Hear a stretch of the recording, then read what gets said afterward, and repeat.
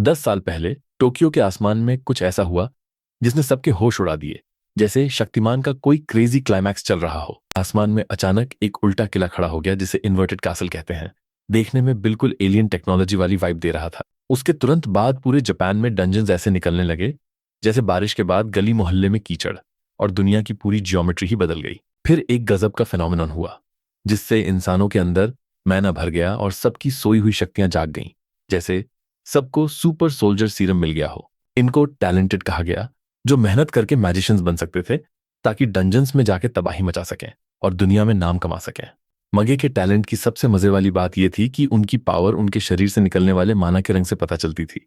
Normally हर मेज के पास सिर्फ एक ही रंग होता था जिससे पता चलता था कि वो किस चीज में एक्सपर्ट है। पर कभी कभी कुछ ऐसे अजूबे भी पैदा होते थे जिनके पास डुअल कलर्स वाली शक्ति होती थी। यही हाल हमारे हीरो के छोटे भाई का है, जिसका आउटफिट इतना कड़क है कि मन करता है अभी चुरा लूं। कुरोसाकी काई एक डुअल कलर वाला बंदा है जो नीले और लाल रंग के माना को अपनी उंगलियों पर नचाता है। काई के सामने चाहे कितना भी खूंखार मॉन्स्टर आ जाए, भाई का कॉन्फिडेंस 7वें आसमान पर रहता है। लड़ाई शुरू होते ही वो जानवर काई को फाड़ देने के लिए उसकी तरफ झपटा, पर काई कोई ऐरा गैरा नहीं है। उसने बड़ी आसानी से अपनी पावर यूज की और एक डिमोनिक लैंस स्ट्राइक मार दिया। ये स्पीयर उस मॉन्स्टर के आर पार हो गई और एक ही झटके में उसका काम तमाम कर दिया, जैसे बाहुबली ने कालके को मारा था। मॉन्स्टर के मरने के बाद काई उसका स्टोन उठाने गया, जबकि उसका बड़ा भाई उसे दूर से मुंह लटकाए देख रहा था। छोटा भाई होने के बावजूद काई अपने बड़े भाई की इज्जत कचरे बराबर करता है और स्टोन उसके मुंह पे मार के बोलता है, चल फालतू सामान इकट्ठा कर। इस वक्त तक काई लेवल 89 पर पहुंच चुका था, जो कि भाई बहुत ही तगड़ा स्कोर है। उसे पर्पल किंग का टाइटल मिला हुआ था और वो दुनिया के सबसे ताकतवर मेजर्स में से एक बन गया था। लेकिन हमारे हीरो की किस्मत फूटी हुई थी। उसके पास न कोई टैलेंट था और न कोई स्किल, बेचारा बिल्कुल जीरो था। तुम्हें याद है ना कि इस दुनिया में डुअल कलर वाले लोग कितने रेयर होते हैं? तो हमारे भाई साहब भी रार ही निकले, पर एकदम उल्टे तरीके से। वो कलरलेस था, यानी बिना किसी शक्ति वाला अजूबा। पेश है कुरोसाकी रे, लेवल 1 वाला सबसे बड़ा लूजर। लेकिन रे की जिद भी सलमान खान जैसी है। एक बार कमिटमेंट कर दी तो कर दी। शक्ति न होते हुए भी उसे मेज बनना ही था, इसलिए वो फिलहाल एक पोर्टर का काम करता है। अपने भाई की पार्टी के लिए सामान ढोता है, जिन्होंने तरस खाकर उसे अपने साथ रखा हुआ है। इतने टाइम से रे इन खतरनाक रास्तों पर सिर्फ इसलिए चल रहा है ताकि किसी दिन कोई चमत्कार हो जाए और उसकी सोई हुई शक्तियां जाग जाएं। बस इसी एक छोटी सी उम्मीद के सहारे वो आज भी उनके साथ धक्के खा रहा है। चलो अब देखते हैं कि फिलहाल इस पार्टी का क्या हाल चल रहा है। ये लोग बॉस रूम तक पहुंच चुके हैं और काई के चेलों को लग रहा है कि ये भी केक वॉक होगा। बड़े बड़े दरवाजे खुले और काई की पूरी टीम उस अंधेरे कमरे में सावधानी से अंदर घुसी। तभी उन्हें दूर अंधेरे में एक परछाई दिखाई दी जो उन्हीं की तरफ मुंह करके खड़ी थी। अजीब बात यह थी कि वो देखने में किसी इंसान जैसा ही लग रहा था। लेकिन कुर्सी की पेटी बांध लो भाई, क्योंकि अब God of time and space के साथ असली खेल शुरू होने वाला है। क्रोनोस उन्हें ऐसे बोरियत से देख रहा था जैसे कोई मजबूरी में बोरिंग लेक्चर अटेंड कर रहा हो, पर काई को लगा ये तो मामूली दुश्मन है। पिछले बार की तरह इसे भी हलवा समझकर काई ने अपनी पूरी एनर्जी स्पीयर्स में डाली और क्रोनोस की तरफ दे मारी। जवाब में उस समय के देवता ने अपनी डायमेंशनल ब्लेड निकाली और मजाक मजाक में सारे स्पीयर्स को गाजर मूली की तरह काट दिया। भाई साहब का चेहरा इतना साड़ था जैसे वो म्यूइंग कर रहा हो, उसे जरा भी फर्क नहीं पड़ा। इधर काई की हालत खराब हो गई, समझ नहीं आ रहा था कि अब क्या करे। तभी एक खतरनाक मोड़ आया। क्रोनोस ने काई को टारगेट किया और एक ही हमले में उसका भेजा उड़ा दिया। ये तो एकदम कोल्ड ब्लडेड निकला। मुझे लगा था ये चिड़चिड़ा राइवल आखिर तक टिकेगा, पर यहां तो गेम ओवर हो गया। उसकी लाश जमीन पर गिरते देख काई के साथी सन्न रह गए और रेई को तो समझ ही नहीं आ रहा था कि उसकी आंखों के सामने क्या अनर्थ हो गया। रेई को अपनी आंखों पर यकीन नहीं हो रहा था कि पर्पल किंग जैसा तगड़ा मागे एक ही बार में ढेर हो गया। सामने साक्षात विनाश का देवता देख काई के चेले वहां से पतली गली से निकलने की कोशिश करने लगे, पर भागने का कोई फायदा नहीं था। क्रोनोस ने पलक झपकते ही सबका कचुंबर निकाल दिया। ये सब देखकर हमारे भाई की हिम्मत जवाब दे गई और वो हार मानकर जमीन पर गिर पड़ा। तभी उस शांत देवता ने अपना मुंह खोला और बोला कि उसे एक कलरलेस इंसान को देखकर बड़ी खुशी हुई। पर रे ने हार मानने से मना कर दिया और अपनी पूरी हिम्मत बटोरी। उसने अपनी जिंदगी में इतने पापड़ बेले थे कि वो यहां ऐसे हार नहीं मान सकता था। भले ही उसका शरीर कांप रहा था, पर उस कलरलेस लड़के ने अपनी तलवार उस भगवान की तरफ तान दी। पूरा केजीएफ वाला भौकाल। इसे कहते हैं असली जिगरा। भाई के लिए रिस्पेक्ट एकदम 100 बढ़ गई। क्रोनोस को बड़ी हंसी आई कि जब बड़े बड़े सूरमा ढेर हो गए तो ये बिना शक्ति वाला बच्चा उससे टकराने की जुर्रत कर रहा है। हाथ पांव कांप रहे थे, पर भाई हार मानने को तैयार नहीं था। लड़के की बहादुरी देखकर क्रोनोस ने सोचा कि चलो इसका इम्तिहान लिया जाए। और भाई, अगर तुम्हें लग रहा है कि यहां उसे कोई फ्री पावर अप मिल जाएगा तो भूल जाओ। बल्कि रे का हाल तो जेजेके के टोजी जैसा कर दिया गया, बहुत गंदा मारा। उसका शरीर एक तरफ से फट गया और वो दर्द के मारे चिल्लाने लगा। क्रोनोस को कोई फर्क नहीं पड़ा, बस उसे लगा कि शायद थोड़ा ज्यादा जोर से मार दिया। फिर उसने अपनी शक्तियों से टाइम को पीछे घुमाया और रे को वापस ठीक कर दिया, जिसे देखकर रे दंग रह गया। अब बारी थी इस नर्क जैसे ट्रायल के दूसरे भाग की। इस बार क्रोनोस ने नर्क की आग चारों तरफ फैला दी और रे को उस आग के घेरे में फंसा दिया। सच बोलूं तो भाई, इस अटैक का नाम ही बड़ा कड़क है। वो देवता भी देखना चाहता था कि ये कमजोर इंसान इस जाल से कैसे बाहर निकलता है। रे को पता था कि उसकी मामूली शक्तियों से इस आग का कुछ नहीं बिगड़ने वाला, पर अगर वो वही डायमेंशनल सॉर्ड इस्तेमाल करे जिससे उसके भाई को मारा गया था तो शायद बात बन जाए। रे ने फुर्ती से वो तलवार उठाई और आग को चीरते हुए आगे बढ़ा। हथियार तो मिल गया, पर उसका कमजोर शरीर उस आग की जलन बर्दाश्त नहीं कर पा रहा था और वो दर्द से तड़पने लगा। लड़के को हार न मानते देख क्रोनोस को अब मजा आने लगा था, पर उसकी हंसी तब गायब हो गई जब उसे महसूस हुआ कि किसी ने उसके सीने में तलवार उतार दी है। बिल्कुल सही सुना, हमारे भाई ने साक्षात भगवान को चोट पहुंचा दी। इसे कहते हैं सिस्टम फाड़ना, इसे कहते हैं धाकड़ शुरुआत। पर क्रोनोस ने एक कुटिल मुस्कान दी और फिर से टाइम रिवाइंड कर दिया। रे को वापस वहीं पहुंचा दिया जहां से उसने शुरू किया था। क्रोनोस बोला, मानना पड़ेगा बच्चे, तेरी कोशिश में दम तो है। पर अब रे टूट चुका था। उसे समझ आ गया था कि ये लड़ाई वो कभी जीत ही नहीं सकता। उसके दिमाग में अब बस मौत और हार के ख्याल आ रहे थे, जैसे चारों तरफ बस अंधेरा ही अंधेरा छा गया हो। तभी अचानक एक सिस्टम स्क्रीन सामने आई जिसमें लिखा था कि क्रोनोस की वजह से रे की छिपी हुई ब्लैक स्किल का सील टूट गया है। इसे देखकर तो खुद क्रोनोस के होश उड़ गए। उसे समझ नहीं आया कि ये क्या बवाल है। रे को अपनी पहली स्किल मिली, स्किल ड्रेन, और उसने सीधे क्रोनोस की टाइम रिवाइंड करने वाली शक्ति ही चुरा ली। रे को तो खुद यकीन नहीं हो रहा था कि सिस्टम स्क्रीन पर क्या लिखा है। और इधर क्रोनोस, जो एक भगवान है, उसके पसीने छूटने लगे। रे ने तुरंत उस शक्ति का इस्तेमाल किया, पर इस बार वो सिर्फ कुछ मिनट पीछे नहीं जा रहा था। उसका ये दांव इतना खतरनाक था कि क्रोनोस की भी फट के हाथ में आ गई। सिस्टम ने पूरा रिग्रेशन चालू कर दिया और समय का पहिया कई साल पीछे घुमा दिया। जब रे की आंखें खुली तो उसे समझ ही नहीं आया कि आखिर हुआ क्या। शीशे में अपनी शक्ल देखते ही उसे समझ आया कि वो अपने 7 साल पुराने रूप को देख रहा है। भाई, भगवान की स्किल चोरी कर ली। अब तो कहानी में असली मजा आने वाला है। चलो हम भी जरा पीछे चल के देखते हैं कि असल में हुआ क्या था। जब रे ने शक्ति यूज की तो एक रहस्यमय योद्धा ने उसे बताया कि अभी वो क्रोनोस को हराने के लायक नहीं बना है। इसीलिए उसने रे को यह शक्ति दी ताकि वो खुद को इतना तैयार कर सके कि आखिर में क्रोनोस का खात्मा कर दे। वापस आते हैं प्रेजेंट में, या यूं कहें कि पास्ट में। रे को लगा कि शायद ये कोई सपना है, पर खिड़की के बाहर इन्वर्टेड कैसल अभी भी सफेद था। कल तक जो किला काला था वो आज सफेद दिख रहा था, जैसे 7 साल पहले हुआ करता था। वो बाद में काला पड़ा था और तभी उसके दरवाजे खुले थे जहां उनकी मुलाकात क्रोनोस से हुई थी। अब रे को सब समझ आने लगा कि ये सब उसकी स्किल ड्रेन वाली शक्ति का कमाल है। जैसे ही उसने अपना फोन चेक किया, उसे यकीन हो गया कि भाई सच में 7 साल पीछे पहुंच गया है। स्किल विंडो खोली तो पता चला कि स्किल ड्रेन तो है, पर रिवाइंड वाली शक्ति खत्म हो चुकी है। पर रे को इस बात का कोई गम नहीं था, क्योंकि आखिरकार उसके पास खुद की एक स्किल तो आई। 10 साल तक बिना किसी शक्ति के रहना बहुत बड़ी सिरदर्दी थी भाई। अब इस नई शक्ति के साथ वो सब कर सकता था जो उसने सिर्फ सपनों में सोचा था। फोन देखते ही उसे याद आया कि आज ही तो मैच एग्जाम का दिन है। सीन पहुंचता है चियोडा वार्ड, जहां मागे एसोसिएशन का हेडक्वार्टर्स है। ये वो लोग हैं जो सारे मेजेस पर नजर रखते हैं और डंजन्स को क्लियर करने में मदद करते हैं। अंदर घुसते ही रे ने देखा कि सब कुछ नया नया लग रहा है, आखिर वो पास्ट में जो था। तभी काई के वो 2 चेले गोटो और ओइक वहां आ धमके और रे का मजाक उड़ाने लगे कि ये बिना शक्ति वाला यहाँ क्या कर रहा है। रे इन कार्टूनों को अच्छे से जानता था, क्योंकि फ्यूचर में ये उसी की टीम में थे। गोतो और ओइके उसके सर पर चढ़ने लगे और हंसते हुए पूछने लगे कि क्या ये बिना रंग वाला भी एग्जाम देने आया है। उन्हें लगा कि बिना किसी टैलेंट के एग्जाम देना तो एकदम बेवकूफी है। भले ही रे को बुरा लग रहा था, पर उसे पता था कि वो लोग सही कह रहे हैं। ये कोई पहली बार थोड़े ही था कि वो ये एग्जाम दे रहा था। सच तो यह है कि रे ने पास होने के लिए ये एग्जाम न जाने कितनी बार दिया था और हर बार फेल हुआ था, पर आखिर में उसके हाथ सिर्फ नाकामी ही लगती थी। इस बार रे ने उनका हाथ झटक दिया और आगे बढ़ गया, जिसे देखकर उन चेलों की बोलती बंद हो गई।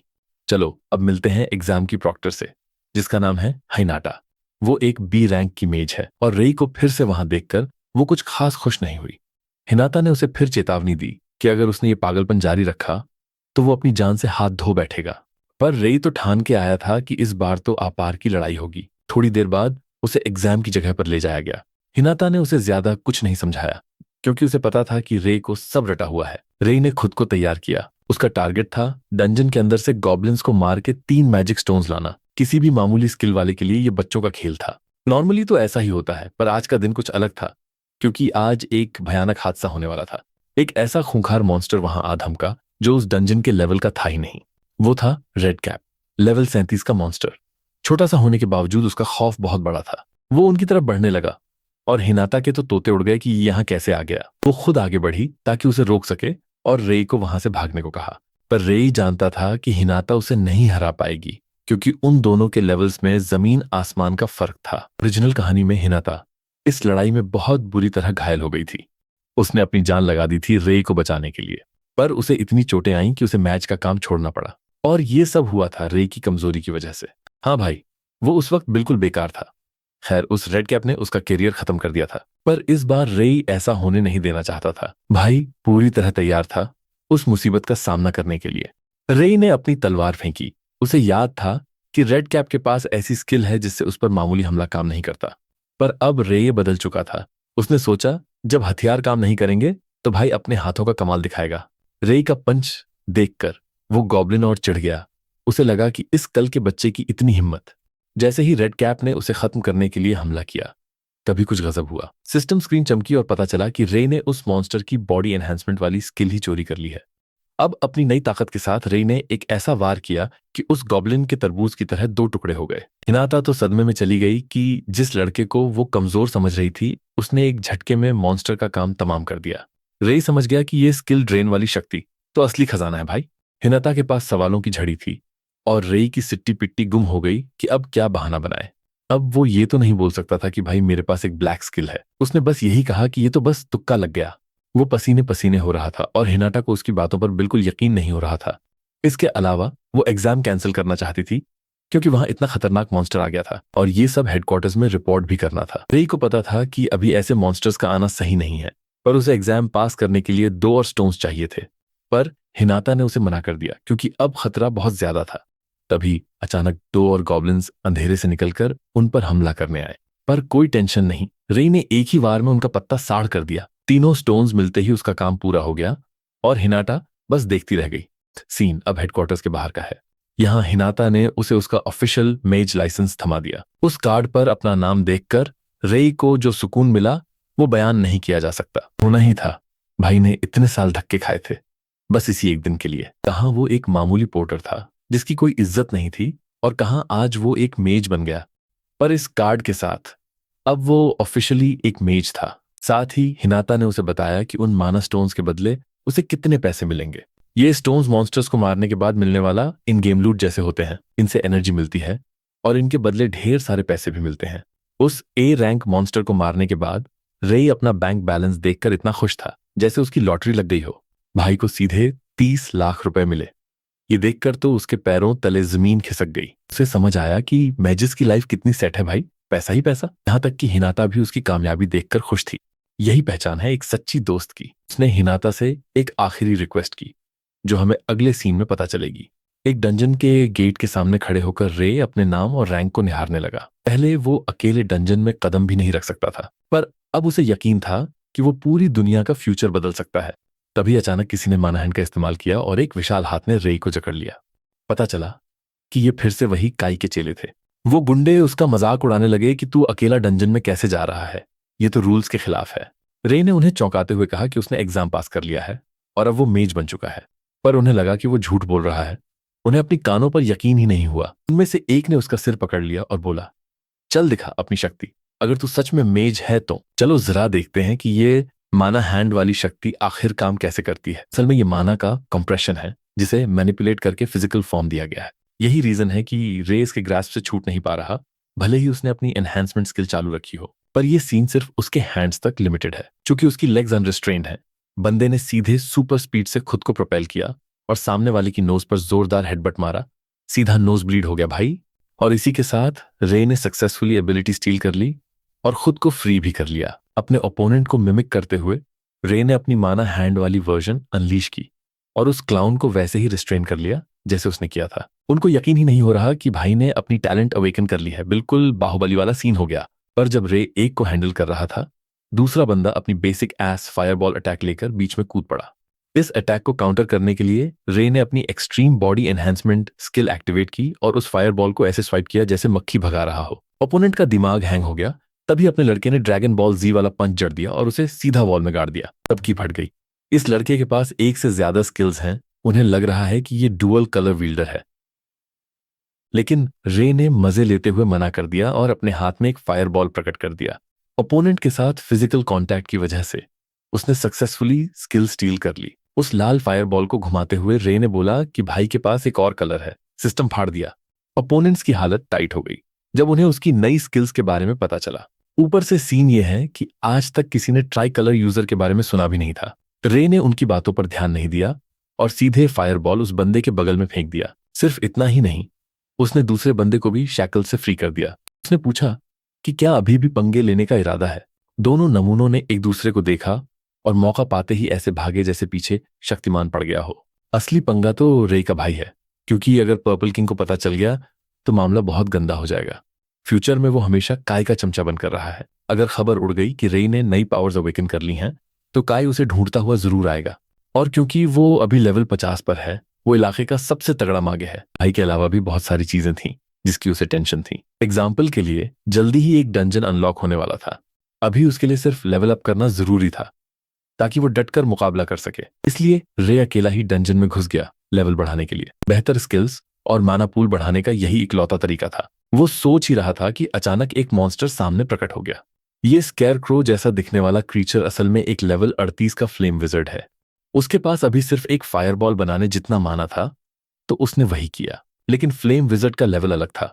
वो आराम से मल्टीपल फायरबॉल्स छोड़ सकता था। ये स्किल गैप सिर्फ लेवल डिफरेंस की वजह से था। फायरबॉल सीधे अपने लड़के की तरफ आए और उसने काउंटर करने के लिए अपना फायरबॉल छोड़ दिया। किस्मत खराब थी भाई। उसका अटैक सिर्फ एक फायरबॉल रोक पाया, बाकी सबको उसे डॉज करना पड़ा। उसने डॉज किया और समझ गया कि ये फाइट सीधे सीधे नहीं जीती जा सकती। पर जो भी हो, एक बात तो तय थी, ओपोनेंट का लेवल चाहे जो भी हो, कोई ना कोई कमजोरी तो जरूर होती है।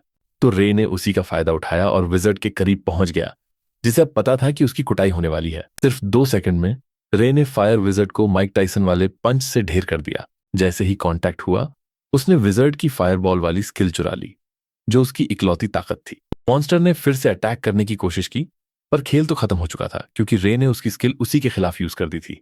पूरा मॉन्स्टर आग की लपटों में घिर गया और इसी के साथ फायर विजर्ड का गेम ओवर। हारने के तुरंत बाद अपने लड़के का लेवल 4 बार बढ़ गया।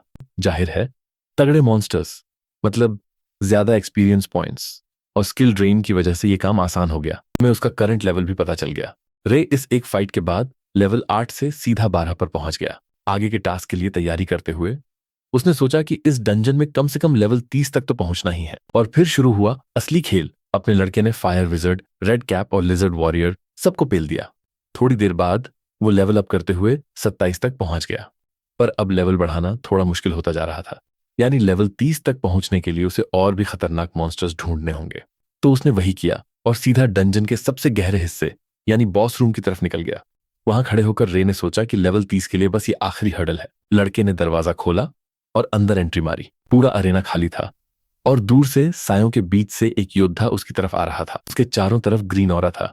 इस मॉन्स्टर का नाम स्कल डीमन है। दिखने में तो एकदम कतई जहर था और उसके पास चमचे के तौर पर हाई लेवल इम्प्स भी थे। रे को समझ आ गया कि मामला गंभीर है, क्योंकि अब वो एक साथ कई हाई लेवल ओपोनेंट से लड़ रहा था। जीतने का बस एक ही रास्ता था, उनकी स्किल स्टील करना। बॉडी एनहांसमेंट का फुल पावर यूज करते हुए अपना लड़का बॉस मॉन्स्टर की तरफ झपटा। उसने मुक्का ताना और एक जोरदार पंच मार दिया। झटका तो तब लगा जब स्कल डीमन अपनी जगह से हिला तक नहीं। असल में पंच उसे लगा ही नहीं, क्योंकि बीच में कोई बैरियर आ गया था। रे सचेत हो गया और पीछे हटकर देखा कि बॉस के चारों तरफ एक हेक्सागोनल शील्ड है। जैसा उसे शक था वैसा ही निकला। इस माना बैरियर को तोड़ना बड़ा सिरदर्द है और इसकी वजह से वो स्किल ड्रेन यूज नहीं कर पाएगा, यानी स्कल डीमन उसके लिए भारी पड़ने वाला है। उस डिमोनिक क्रीचर ने एक दहाड़ मारी और तेजी से रे की तरफ बढ़ा। भाई की भी फट गई। उसकी स्पीड देखकर अटैक बस बाल बाल बचा। जब लगा कि दाल नहीं गल रही तो रे ने अपना आखिरी पत्ता खेलने का सोचा। उस मजबूत माना बैरियर को बाईपास करने के लिए उसे कुछ अलग करना होगा।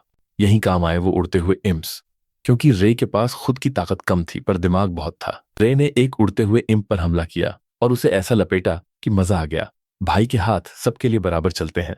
इससे उसकी स्किल ड्रेन एबिलिटी एक्टिवेट हो गई और उसने आइस नीडल चुरा लिया। इसके बाद उसने फायरबॉल से उस इम्प का काम तमाम कर दिया। एक का तो चिकन फ्राई बन गया, फिर उसने दूसरे को आइस नीडल से छलनी कर दिया। अब कचरा साफ हो गया था। और स्कल डीमन ने मजे मजे में फिर से इम्प्स को समन कर लिया। तुम्हें लग रहा होगा कि उसने टाइम वेस्ट किया, पर ऐसा बिल्कुल नहीं है भाई। ये तो उसके लिए फायदेमंद हो गया। रे को बस इसी मौके का इंतजार था। एक और इम्प को काटकर उसने लेवल 28 अचीव कर लिया। एक्सपी ही एक्सपी भाई। लेवल अप होते ही सिस्टम ने बता दिया कि अब वो स्किल सिंथेसिस यूज कर सकता है। ये शुरू से ही रे का प्लान था।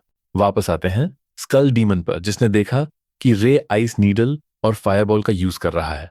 उसने दोनों स्किल्स को मर्ज करके एक नई यूनिक मिक्सचर बना ली। इस नई पावर के साथ अपने लड़के ने हवा में उछलकर मॉन्स्टर पर हमला कर दिया। स्कल डीमन ने फिर से माना बैरियर एक्टिवेट किया ताकि वो फायर लैंस से बच सके। अटैक सीधा शील्ड पर लगा और शील्ड चकनाचूर हो गई, जैसे एम्बुजा सीमेंट का एड फेल हो गया हो। और ऐसे रे ने माना बैरियर तोड़कर उसे अपने नाम कर लिया। पर लड़ाई अभी खत्म नहीं हुई। उसने फिर से एनहेंसमेंट यूज करके हमला किया। स्किल ड्रेन यूज करके उसने बॉस की सारी डिफेंसेस उखाड़ फेंकी। जब तक स्कल डीमन संभलता, भाई ने दूसरा फायर लांस उसके सीने के पार कर दिया। आखिरी पलों में मॉन्स्टर आग की लपटों में पूरी तरह भस्म हो गया। बॉस के मरते ही एक ग्रीन माना स्टोन ड्रॉप हुआ। इसके अलावा रे का लेवल एक साथ 4 बार बढ़ गया। एक ही फाइट के बाद वो लेवल 33 पर पहुंच गया। गजब भाई। शील्ड तोड़कर जीत हासिल करने के बाद अपने लड़के ने चैन की सांस ली। चलो देखते हैं कि ये स्किल सिंथेसिस असल में काम कैसे करता है। जैसा कि नाम से पता चलता है, ये अलग अलग स्किल्स को मिलाकर एक एडवांस स्किल बना देता है। ये बहुत तगड़ी टेक्निक है जो सिर्फ लेवल 30 के आसपास ही अनलॉक होती है। रे को पूरा भरोसा था कि वो इसे जल्दी ही यूज कर पाएगा, इसलिए उसने अपना पूरा प्लान स्किल सिंथेसिस पर ही टिकाया था। शुक्र है कि प्लान काम कर गया, वरना शुरू में तो लग रहा था कि लग गए। अचानक सिस्टम स्क्रीन पर मैसेज आया कि वो अपनी स्किल ड्रेन एबिलिटी को अपग्रेड कर सकता है। पहले वो सिर्फ 3 स्किल्स रख सकता था, पर अब लिमिट 5 हो गई है। अब तो भाई के पास बहुत ऑप्शंस हैं। अब सीन शिफ्ट होता है हेडक्वार्टर्स पर, जहां रे वो मैना स्टोन लेकर पहुंचा है। हिनाता के तो होश उड़ गए ये देखकर कि भाई ने अकेले ही बॉस को पेल दिया और एक दिन में लेवल 33 पर पहुंच गया। राई हमेशा की तरह घटिया बहाने बना रहा था कि बस किस्मत से हो गया। ये तो वही बात हो गई कि किस्मत से बिस्तर के नीचे करोड़ों रुपए मिल गए। हिनाता भी बोल दी, बस कर भाई, ज्यादा मत फेंक। एक दिन में इतना एक्सपी फार्म करना नामुमकिन है भाई। फिर उसने उसे एक गुड न्यूज भी दी। लेवल 30 पार करने की वजह से वो अब ऑफिशियली बी रैंक मार्च बन गया है। सब कुछ बढ़िया चल रहा था, तभी पीछे से एक जानी पहचानी आवाज आई। अपने भाई की घमंडी आवाज सुनकर रे बिल्कुल जम गया। कई को यकीन ही नहीं हो रहा कि उसका लूजर भाई बी रैंक बन गया है। उसे लगा कोई गलती हुई है। कई के सामने आते ही अपने लड़के की पसीने छूट गए। वो उससे अभी मिलना नहीं चाहता था। ना तभी उसे देखकर हैरान थी, जबकि पर्पल किंग बकवास कर रहा था कि उसका भाई एक स्किल तक यूज नहीं कर सकता। आखिर कलरलेस होने का यही तो मतलब था। तो उसका बी रैंक बनना काई की नजर में एक मजाक था। पर हिनाता तो शुरू से रे की साइड थी। उसने साड़ कह दिया कि भाई ने अकेले ही सबको धूल चटाई है। ये सुनते ही काई ने रे को बड़े शक और गुस्से से देखा। अपना पर्पल ऑरा दिखाते हुए उसने पूछा, क्या मेरा छोटा भाई सच में इतना लायक हो गया है? यही नहीं, उस पागल ने सीधा एक मुक्का ताना और रे पर अटैक कर दिया। मुक्के में इतनी पावर थी कि पूरा कमरा हिल गया। जब धूल शांत हुई तब असली मंजर सामने आया। कई का पंच रे तक नहीं पहुंचा, पर उसने माना बैरियर का एक हिस्सा तोड़ दिया। बदले में रे ने उसे घूर कर देखा और उसके इस फालतू अटैक पर उसे सुना दिया। इन दोनों को ऐसे भिड़ते देख प्रॉक्टर की भी हालत खराब हो गई। पर्पल किंग को अब समझ आया कि उसके भाई ने सच में पावर्स अवेकन कर ली हैं। सारी अफवाहें सच निकली और रे ने भी हाँ में सिर हिला दिया। कई पीछे हटा, पर बोला कि एक दो स्किल्स आने से तू कोई सूरमा नहीं बन गया। उसने साड़ कह दिया कि असली इम्तिहान तो मैं हूं। अपने भाई को ही दुश्मन बना लिया। हिनाता को डर लग रहा था कि ये पागल फिर से हमला न कर दे, पर शुक्र है कि वो पर्पल बालों वाला नमूना ज्यादा आगे नहीं बढ़ा। कई ने अकड़ में कहा कि चाहे तू बी रैंक हो, मुझे तुझे हराने में कोई दिक्कत नहीं होगी। उसने ये भी इल्जाम लगाया कि रे ने धोखाधड़ी से ये रैंक हासिल की है। उसे लगा कि पक्का कोई ना कोई झोल है, पर यह सब बस उकसाने के लिए था, ताकि रे लड़ाई के लिए मान जाए। रे को पता था कि अगर यहां पीछे हटा तो आगे चलकर और भी लफड़े होंगे, इसलिए लेवल डिफरेंस के बावजूद उसने आंखों में आंखें डालकर चैलेंज एक्सेप्ट कर लिया। ये सुनकर उसके भाई की बोलती बंद हो गई। उसे उम्मीद नहीं थी कि भाई मान जाएगा। अब सीन अरेना में शिफ्ट होता है। अब होगा असली मुकाबला। रे ने सोचा कि अपने से तगड़े दुश्मन से लड़ने के लिए स्ट्रैटेजी और रिसोर्सेज का सही यूज करना जरूरी है, वरना डिफरेंस बहुत ज्यादा था। इसलिए वो एक सेकंड के लिए भी ढील नहीं दे सकता था। प्रॉब्लम यह थी कि वो लेवल 30 का था, तो ज्यादा से ज्यादा 3 स्किल्स एक साथ यूज कर सकता था। लेकिन काय लेवल 50 का था और 5 स्किल्स की कॉम्बो मार सकता था। वो भारी पड़ रहा था। इसका मतलब ये था कि सीधा मुकाबला करना बेवकूफ़ी होगी, वरना रे का माना जल्दी खत्म हो जाएगा। इसलिए उसने कुछ अलग तरीके से इस गैप को भरने की सोची। लड़ाई शुरू होते ही अपने लड़के ने आइस नीडल्स छोड़ना शुरू कर दिया। कई को कोई फर्क नहीं पड़ा। उसने मजे मजे में 4 फायरबॉल्स बना लिए। दोनों अटैक्स आपस में टकराए और एक जोरदार धमाका हुआ। मुझे लगा कई जीत जाएगा, पर रे ने तो सीधा ऑफेंसिव मोड चालू कर दिया। बॉडी एनहांसमेंट की मदद से उसने गैप कम किया और सीधा भिड़ गया। कई के होश उड़ गए क्योंकि अब पक्का हो गया था कि उसका भाई डुअल कलर विल्डर है। मजे की बात यह है कि रे का यह हमला पूरा कैलकुलेटेड था। उसे पता था कि काई ने 4 फायरबॉल्स में अपना माना उड़ा दिया है, अब उसके पास बस एक स्किल बची होगी।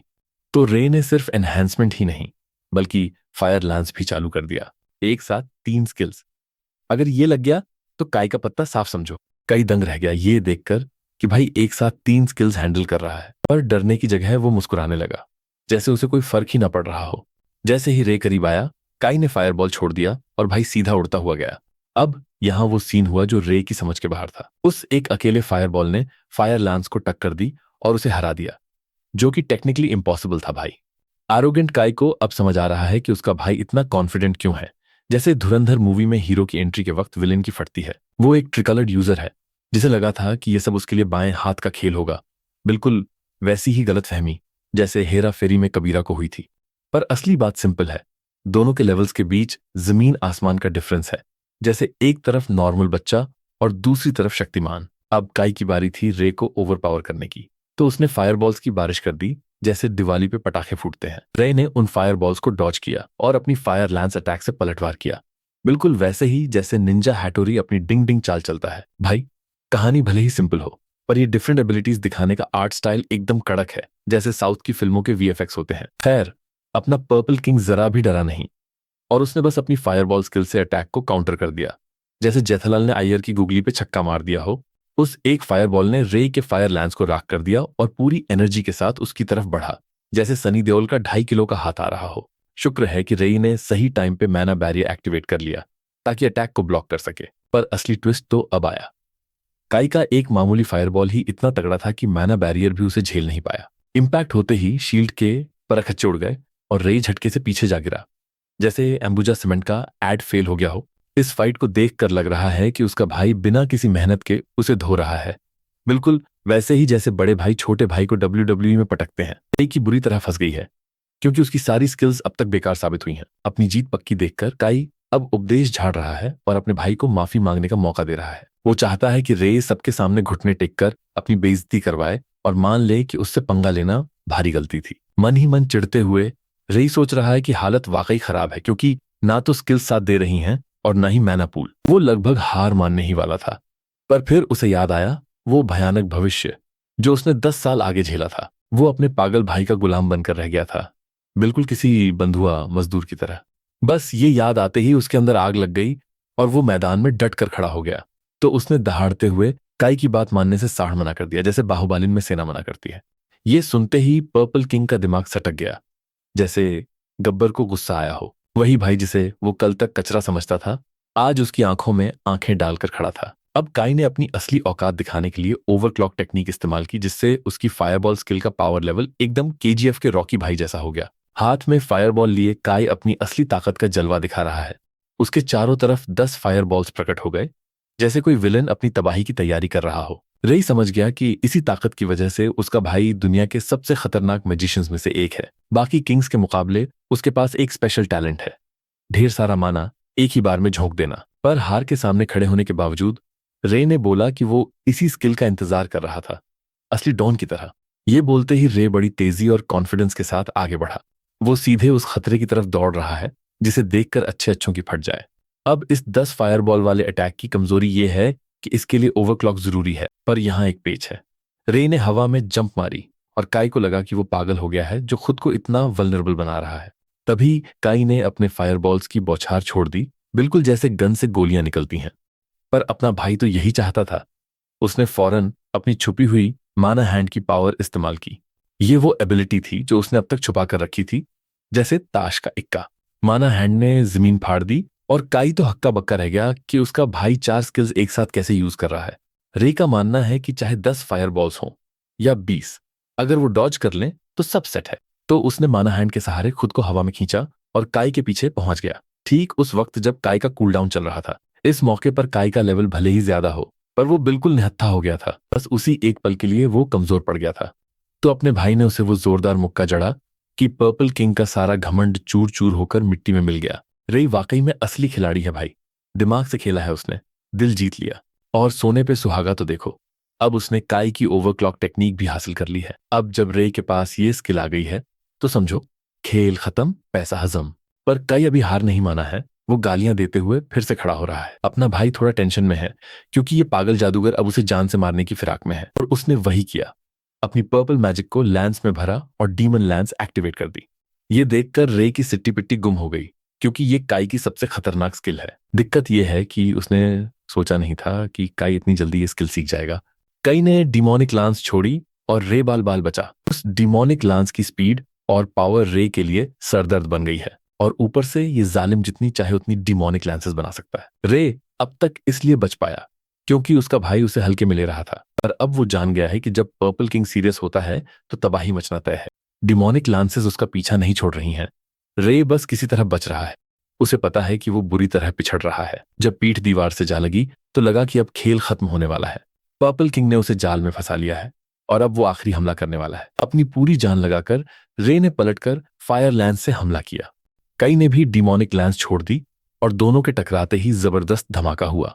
झटके से रे दीवार में जा घुसा और वहां एक गहरा गड्ढा हो गया। रे की हालत पतली है और कई उसे उसकी औकात याद दिला रहा है कि वो क्यों पर्पल किंग कहलाता है। और वो झूठ नहीं बोल रहा। रे खुद जानता है कि उसके भाई के पास कितनी पावर है। इसी बीच काई उसका मजाक उड़ा रहा है कि 2-4 स्किल्स सीखकर वो खुद को हीरो समझने लगा था। पर उसी ताने की वजह से रे को एक बहुत बड़ी बात समझ आ गई। माना कि वो ताकत में अपने भाई का मुकाबला नहीं कर सकता, पर वो कुछ और तो कर ही सकता है। वो शायद पर्पल स्किल की असली ताकत को इस्तेमाल कर सकता है। अब तक वो सिर्फ 2 कलर्स ही जोड़ पा रहा था, पर अब वो अपनी असली लिमिट तोड़ने वाला है। और उसने वही किया। इस बंदे ने ओवरक्लॉक टेक्निक चालू की और भाई क्या धाकड़ लग रहा है। उसका भाई तो दंग रह गया कि रे भी वही टेक्निक यूज कर सकता है। इससे उसका माना डबल हो गया और उसने स्किल सिंथेसिस का एक नया वर्जन ढूंढ निकाला। एक ऐसा वर्जन जो किसी के पास नहीं है। स्किल सिंथेसिस ब्लैक, यही उसका असली इक्का है। रे की मुस्कान देखकर काई की फट गई क्योंकि रे का माना अचानक बढ़ गया है। अपने भाई ने हाथ में एनर्जी इकट्ठा की और ये दुनिया की पहली ट्राई कलर्ड सिंथेसिस होने वाली है। Red fireball, blue eyes needle और येलो एनहांसमेंट को मिलाकर उसने एक काली शक्ति पैदा की जिसे देखकर काई के होश उड़ गए। बात गहराई से समझें तो माना असल में ब्लू, रेड और येलो एनर्जी से बना होता है। एक वक्त था जब वो इतना कमजोर था कि एक भी कलर यूज नहीं कर पाता था, पर वो गलत था। उसका शरीर तो बना ही तीनों तरह के माना को निगलने के लिए था। वो कल का कमजोर जादूगर अब डार्क मेज बन चुका है और काई का करियर खत्म करने के लिए तैयार है। तीनों रंगों को मिलाकर उसने अपनी अल्टीमेट स्किल बना ली है, ब्लैक स्किल सिंथेसिस। ये नॉर्मल सिंथेसिस का बाप है जिससे पैदा हुई है अबिस फ्लेम। रे ने सारा माना सोख लिया और खुद को डार्क मेज घोषित कर दिया। उसके भाई के पसीने छूट रहे हैं और वो उसे रोकने के लिए प्रोजेक्टाइल्स फेंक रहा है। पर्पल लैंस सीधे उसके सिर की तरफ आई, पर रे ने अपनी काली जादुई शक्ति से उसे निगल लिया। रे का ये डिफेंस देखकर काई की रूह कांप गई और अब रे उस पर हमला करने आ रहा था। पर्पल किंग अब बुरी तरह फंस गया है, तो उसने एक बड़ा धमाका किया ताकि रे की जादुई गेंद को रोक सके। डार्क मेज ने राथ ऑफ द एबिस फ्लेम छोड़ दी जो सीधे काई की पर्पल लैंस से टकराई। ये टक्कर बस एक पल की थी, फिर काई की पावर धरी की धरी रह गई और एक जोरदार बैंगनी धमाका हुआ। धुआं हटने के बाद सिर्फ रे ही खड़ा था। हालांकि नई शक्ति यूज करने की वजह से वो पूरी तरह थक चुका था, पर नतीजा वही निकला जो होना था। लड़ाई खत्म हुई और काई बेहोश होकर जमीन पर ऐसे गिरा जैसे कुंभकर्ण सो रहा हो। रे को खुद यकीन नहीं हो रहा कि उसने अपने भाई को धूल चटा दी है। तभी सिस्टम स्क्रीन सामने आई और उसे नई स्किल मिलने की खुशखबरी दी। अब अबिस फ्लेम उसके पास है, जिसका मतलब है कि रे अब पहले जैसा नहीं रहा। लड़ाई खत्म होते ही प्रॉक्टर हाइनाटा भागते हुए आई और रे का हालचाल पूछने लगी। हंसी की बात तो यह है कि उसे उस बंदे की फिक्र ही नहीं जो जमीन पे मरा पड़ा है। सारा ध्यान सिर्फ अपने भाई पे है। रे ने इशारा किया कि वो बिल्कुल ठीक है। हिनाता ने पूरी फाइट देखी थी और वो भी उस नई स्किल को देखकर हैरान थी। अब अपना भाई भी समझ गया है कि अपनी शक्तियों को छुपाना नामुमकिन है। उसने अपनी शक्तियों की एक झलक दिखाई और बताया कि ये एक तरह की ब्लैक स्किल है। उसके शरीर के चारों तरफ वो काला साया देखकर हिनाटा की आंखें फटी की फटी रह गईं। उसे समझ आ गया कि पूरी दुनिया में सिर्फ यही एक बंदा है जिसके पास ऐसी अनोखी स्किल है। अब जब सच सामने आ गया है तो रे सोच रहा है कि क्या उसे ये बात सबको बतानी चाहिए, क्योंकि वो इसे सीक्रेट ही रखना चाहता है। हिनाता हैरान थी कि वो इतने बड़े मौके को ठुकरा रहा है। रे को समझ नहीं आया, तो हिनाता ने बताया कि हर कलर के सबसे ताकतवर इंसान को किंग का टाइटल मिलता है। जैसे काई पर्पल किंग है क्योंकि वो उस कैटेगरी में सबसे धाकड़ है। हिनाता बोली कि तुम इकलौते ब्लैक मेज हो, तो तुम्हें सीधे ब्लैक किंग बनाया जा सकता है। नाम तो कतई जहर है, पर ये बात मैंने नहीं बोली, ठीक है। उसने एक पल के लिए सोचा, पर उसे लाइमलाइट पसंद नहीं थी, तो उसने मना कर दिया। और दिक्कत यह भी है कि उसका लेवल बाकी किंग्स के मुकाबले काफी कम है। टॉपिक बदलते हुए रेई ने हिनाता से कहा कि जरा उस सोए हुए भाई को भी देख लो। पर प्रॉक्टर को रत्ती भर भी चिंता नहीं थी। उसे पता है कि किंग्स के पास हीलिंग फैक्टर होता है। वो उसे मेडिकल वार्ड ले जाने ही वाली थी कि तभी दोनों के फोन्स पे एक डरावना नोटिफिकेशन आया। रेई ने देखा कि एक खतरनाक डंजन सामने आया है जिसका मिनिमम लेवल 70 है। हिनाता हैरान थी, पर अपने भाई की तो फट के हाथ में आ गई। आखिरकार वो खौफनाक आइकबुकुरो डंजन आ गया और रिक्वायरमेंट लेवल 70 है, जबकि अभी के किंग्स बेचारे सिर्फ लेवल 50 के आसपास ही हैं। पुरानी टाइमलाइन में पहले ही हफ्ते में सारे किंग्स को अपनी औकात पता चल गई थी। यही वजह थी कि उस डंजन को अकेला छोड़ दिया गया, जिसकी वजह से वहां तबाही मच गई और लाल राक्षस बाहर निकलने लगे। इसे डंजन कोलैप्स कहते हैं, जो तब होता है जब कोई डंजन टाइम पर क्लियर ना किया जाए। उस वक्त किसी को अंदाजा भी नहीं था कि ऐसा कुछ भी हो सकता है। उन्हें नहीं पता था कि डंजन का एक टाइम लिमिट होता है, वरना राक्षस बाहर आकर गदर मचा देंगे। इकेबुकुरो डंजन पहला ऐसा कोलैप्स था जिसकी वजह से लाशों के ढेर लग गए थे। पूरा टोक्यो राक्षसों से भर गया था और चारों तरफ सिर्फ खून ही खून था। पर इस बार रेई ने ठान लिया है कि वो इस तबाही को रोकेगा। उसने इसे अपनी जिम्मेदारी मान लिया है। डार्क मेज ने हिनाता को बोल दिया कि वो अकेले इस डंजन को खत्म करेगा। प्रॉक्टर की तो सुनकर ही फट गई। उसे लगा कि ये सुसाइड मिशन है। ऊपर से नियम यह है कि सिर्फ ए रैंक मेजेस ही ऐसे डंजन्स में जा सकते हैं। चलो अच्छा है कि अभी कोलैप्स होने में थोड़ा टाइम बाकी है। एक हफ्ते बाद ए रैंक का एग्जाम है और रे ने कसम खा ली है कि वो टॉप रैंक लाकर सबको दिखा देगा।